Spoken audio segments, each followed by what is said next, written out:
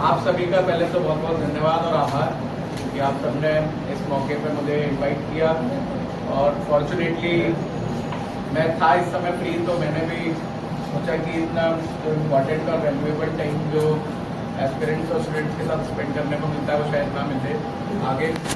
तो मैं कहना दोपहर में ही निकल रहा हूँ, बट मतलब दी का था कि थोड़ा देर से आधा घंटा या 10 मिनट की जितना भी टाइम मिल सके तो आप लोगों को जितना भी गाइड कर सके उतना आप लोगों के लिए भी अच्छा होगा।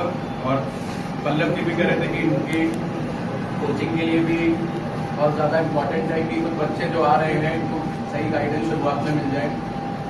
तो मैं ज़्यादा टाइम ना लेकर मैं अपना 2 मिनट में बस अपना ब्रीफ जर्नी बताता हूँ और फिर आप लोगों के क्वेश्चन ही इन्वाइट करूँगा, नहीं तो वो वन वे हो जाता है पूरा कि मैं बोलता रहूँ और आप लोग सुन के फिर उसे चले जाए, कोई मतलब नहीं है इस चीज़ का। तो जो ब्रीफ जर्नी है वो आज स्कूलिंग मैंने आर्मी स्कूल आगरा से करी है और 12th मैंने वहीं से करी थी। उसके बाद बीटेक मैंने मैकेनिकल इंजीनियरिंग से कर दी है। MNIT इलाहाबाद उस समय यही ट्रिपली हुआ करता था, जेई मेन्स हो गया है।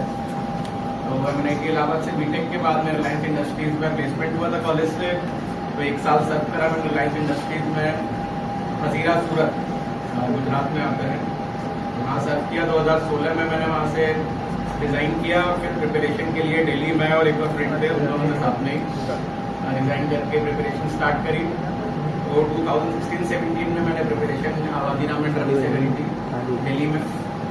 तो 17 से कंटिन्यूसली मैं UPSC दे रहा हूँ। अब PCS का मेरे को नहीं था नॉलेज, इवन मुझे UPSC का भी इतना नॉलेज नहीं था क्योंकि कहीं कोई बैकग्राउंड ऐसा है नहीं, ना फैमिली में ना इवन दूर के रिलेटिव्स का भी कोई ऐसा कोई एक्सपीरियंस नहीं रहा है सिविल सर्विसेज से रिलेटेड। तो काफ़ी वो था कि किस तरीके की फील्ड होगी, किस तरीके का एक्सपीरियंस होगा। तो 16-17 में तैयारी शुरू करी। 17 में अनफॉर्चुनेटली ना प्री मेंस का ही निकला, ना सिर्फ ना PCS का दिया था, तो दोनों एग्जाम्स थे। फिर 18 में PCS का दिया, IAS का भी दिया, IAS का प्री निकला था, मेंस दिया था। और PCS में 18 बैच में मैं सिलेक्शन हो गया था। मैं GST में था, CTO कमर्शियल टैक्स ऑफिसर एक पद होता है, पहले सेल्स टैक्स ऑफिसर हुआ करता था। अब उस समय CTO था, अब उसका नाम स्टेट टैक्स ऑफिसर हो गया, राज्य कर अधिकारी। तो उस पद पर 2018 में सिलेक्शन हुआ था, जो कि जो लगता है कोविड में उसकी ज्वाइनिंग हो पाई थी, कोविड के टाइम में। तो 2 साल उसमें सर्व किया मैंने।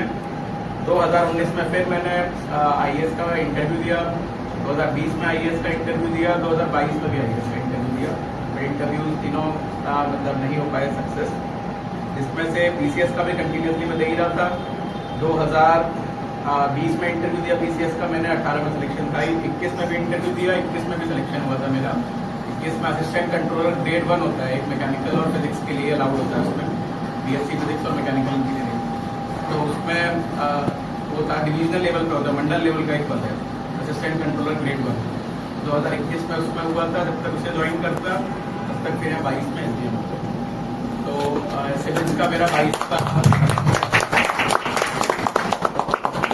जर्नी है जो अपना है।